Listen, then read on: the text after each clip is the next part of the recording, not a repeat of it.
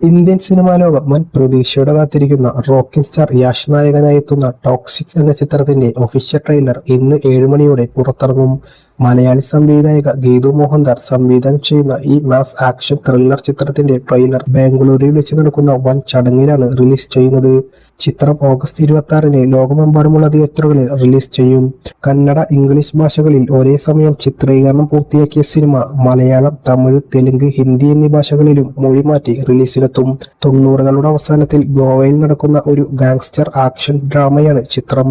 ചിത്രത്തിൽ റായ എന്ന കഥാപാത്രത്തെയാണ് യാഷ് അവതരിപ്പിക്കുന്നത്. അച്ഛനായും മകനായും ഇരട്ട വേഷങ്ങളിലായിരിക്കും ചിത്രത്തിൽ യാഷ് പ്രത്യക്ഷപ്പെടുക. നയൻതാര, കിയാര അദ്വാനി, രുക്മിണി വസന്ത്, ഹുമ ഖുറേഷി തുടങ്ങി വൻ താരനിരയാണ് ചിത്രത്തിൽ അണിനിരക്കുന്നത്. KBN പ്രൊഡക്ഷൻസും യാഷിന്റെ സ്വന്തം മോൺസ്റ്റർ മൈൻഡ് ക്രിയേഷൻസും ചേർന്നാണ് ചിത്രം നിർമ്മിച്ചിരിക്കുന്നത്. പ്രശസ്ത മലയാളി ഛായാഗ്രഹൻ രാജീവ് രവിയാണ് ക്യാമറ ചലിപ്പിച്ചിരിക്കുന്നത്. ചിത്രത്തിൻ്റെതായി മുന്നിറങ്ങിയ ടീസറുകളും മറ്റും വളരെയധികം പ്രേക്ഷകരുടെ ശ്രദ്ധ നേടിയിരുന്നു.